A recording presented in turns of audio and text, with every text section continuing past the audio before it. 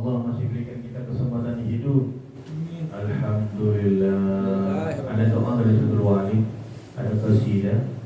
Ya Allah ya Allah ya Rahman, moga kami sekalian menjumpai masa depan, hari raya bulan Ramadan.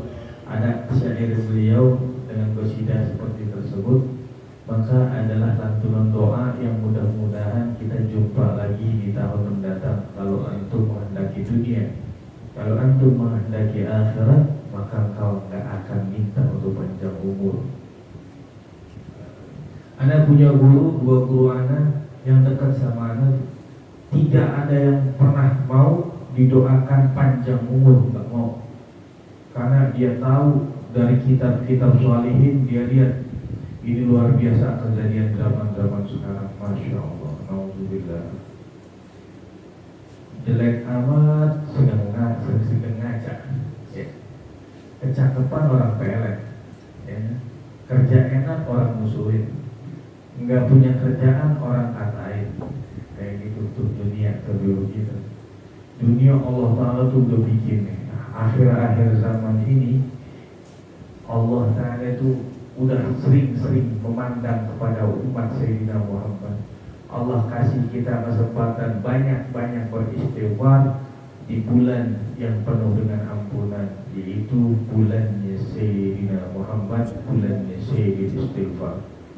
Bulan Rajab itu adalah Allah turunkan hadiah dari Allah, sebagaimana Allah menghibur baginda Nabi besar Muhammad SAW. Ada dalam satu riwayat mengatakan bahwa Rasulullah itu setiap hari itu mengikat perutnya dengan batu, saking laparnya. Rasulullah mengikat perutnya dengan batu sampai 7 hari. Bahkan dalam satu riwayat mengatakan Rasulullah melakukan itu sampai 10 tahun. Bayangin penderitaan Rasulullah segitu dahsyat. Punya anak disayang-sayang, namanya Ibrahim. Gak lama Allah Ta'ala wafatkan. Harapan Rasulullah itu sangat lagi.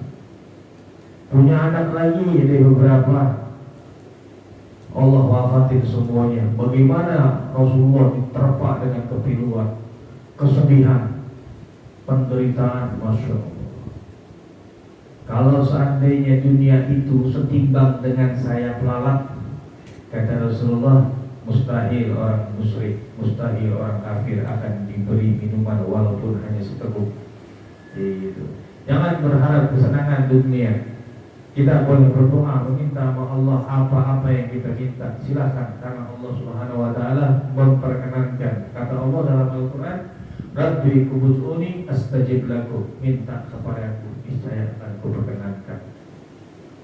Allah Subhanahu wa Ta'ala sebegitu sayangnya kepada umat Nabi Muhammad di ini zaman. Dia ngeluh sedikit, ya Rabb, aku susah dengan kehidupanku, hutangku di mana-mana dan lain sebagainya. Karena Rasulullah laqad ja'akum rasulun min anfusikum azizun 'alaihi ma 'anittum harisun 'alaikum bil mu'minina raufur rahim. Rasulullah itu udah duluan dikasih musibah, udah duluan. Nabi Muhammad tetap tabah. Kenapa ya Rasulullah engkau tak meminta kepada Allah untuk dikasih segala-galanya tuh? Kenapa engkau gak meminta tuh gunung Uhud ditawarin sama Allah oleh perantara malaikat Jibril? Ya Rasulullah, kalau engkau mau, nih gunung Uhud akan aku jadikan isinya semua emas untuk kehidupan duniamu. Apa gara-garanya? Gara-gara sahabat Nabi, ketika Nabi Muhammad SAW, dia masuk sahabat Nabi, dilihat Nabi Muhammad lagi tidur, lagi asik terlelap. Sahabat datang, seorang umat, pemimpin umat akhir zaman, seorang yang dimuliakan Allah dan dibesarkan Allah. Pada hari itu dilihat oleh Sayyidina Umar bin Khattab, dilihat dia sedang tertidur di bawah pelepah kurma, terbantalkan dengan sebatang pohon kurma. menangis para sahabat ketika melihat itu. Ya Rasulullah, para sahabatmu ada Sayyidina Utsman yang kaya, kenapa kau gak minta kekayaan? Minta sama Sayyidina Utsman pasti dikasih, minta sama para sahabat pasti dikasih buat kehidupan ya Rasulullah SAW. Tapi Rasulullah gak mau lah.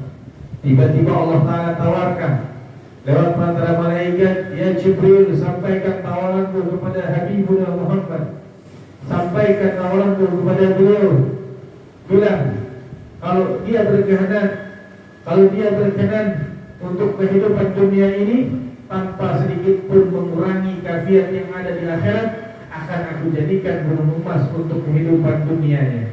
Maka sampailah Jibril di hadapan Rasulullah sallallahu alaihi wasallam, ya Sayyidi ya Rasulullah,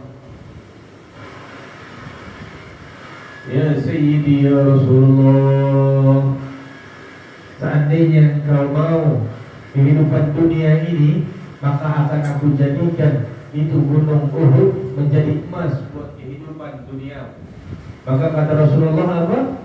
Tidak ya Jibril, aku hanya memilih kepada Allah Subhanahu wa taala, aku hanya meminta kepada Allah Subhanahu wa taala atas dua kejadian. Pertama, aku meminta kepada Allah Subhanahu wa taala sehari kenyang, dan yang kedua adalah sehari lapar. Rasulullah meminta sehari kenyang, sehari lapar. Kalau dia kenyang, dia bersyukur kepada Allah Ta'ala. Kalau dia lapar, dia bermunajat dan berzikir kepada Allah Subhanahu wa taala. Ada nggak nih kira-kira nih beberapa ibu-ibu nih, keluarga kita ada nggak yang minta sama Allah sehari kenyang, sehari lapar? Nggak ada. Iya. Masya Allah. Susah ya dari ya. Allah Subhanahu wa taala mendidik dengan sebaik-baik didikan kepada Habibuna Muhammad sallallahu alaihi wasallam. Dia lihat kejadian umatnya. Dia lihat kehebatan orang-orang yang cerdik pandai, memiliki kekuatan di atas nalar manusia biasa, yang tidak pernah mampu manusia biasa untuk menanggung daripada beban yang diderita oleh Rasulullah SAW. 24.000 nabi, seluruh nabi dan seluruh rasul, kalau seandainya menerima beban yang diderita oleh Rasulullah SAW, pasti mereka akan binasa karena beratnya beban yang diterima oleh Rasulullah SAW. Itulah junjungan kita baginda Nabi besar Muhammad SAW. Tapi apa yang Allah Subhanahu wa taala kehendaki? Ya Rasulullah, andai engkau meminta kepadaku apa yang kau minta, niscaya sekejap mata kau akan dapatkan itu. Tapi Rasulullah tak banyak meminta pada Allah. Malu Rasulullah SAW. Dia minta kebanyakan buat umat Nabi Muhammad SAW. Dia minta sama Rasulullah buat umat Nabi Muhammad SAW. Dan kebetulan ini di bulan ini kita akan merayakan kisah yang besar, yaitu Isra wal Mi'raj Nabi Muhammad SAW. Di situ akan ada nanti kisahnya yang sangat luar biasa, di mana Nabi Muhammad mendapatkan suatu keajaiban yang luar biasa sampai Nabi Muhammad berjumpa dengan Allah. Di situ ada kalimat-kalimat yang kita sering baca dalam sholat, at-tahiyyatul mubarakatus salawatut thayyibatul lillah. Atau ada lagi riwayat mengatakan at-tahiyyatul lillah. Jadi salam sejahtera, kehormatan, keagungan, kemuliaan, puji-pujian kepada Allah Subhanahu wa taala. Setelah itu baru Rasulullah SAW disambut oleh Allah, assalamualaikum ayyuhan nabi wa rahmatullahi wa barakatuh. Assalamualaikum. Nabi Muhammad setelah didoain sama Allah dibenarkan lagi buat siapa mereka? Mereka orang-orang alim, orang-orang penuntut ilmu. Assalamualaikum wa ala ibadillahi sholihin. Itulah sedikit daripada kisah Sayyidina Muhammad SAW. Kalau kita dikasih ujian sama Allah, udah minta aja kemudahan sama Allah, prasangka baik sama Allah. Anna inna zanni abdi, aku bersama prasangka hamba. Anna inna zanni abdi, aku bersama prasangka hambaku. Jadi kalau kita dikasih musibah oleh Allah Subhanahu wa taala, karena ini dunia, Pak. Dunia bukan surga, tempatnya selalu nikmat terus, selalu bahagia terus, bukan. Ada kalanya susah, ada kalanya sakit. sakit, ada kalanya menderita, ada kalanya senang. Kayak begitu. Jadi ketika kita dikasih musibah sama Allah, maka prasangka baiklah sama Allah. Mudah-mudahan Allah Subhanahu wa taala mensegerakan menghilangkan musibah ini, menggantikan dengan rahmat dan kasih sayangnya dan kebahagiaan yang kita dapat. Kata Allah, "Anna inna zanni abdi." Aku bersama prasangka hambaku. Barang siapa bersangka sama Allah dengan prasangka baiknya, maka itu yang didapat. Barang siapa prasangka buruk pada Allah, maka itu pula dia dapat.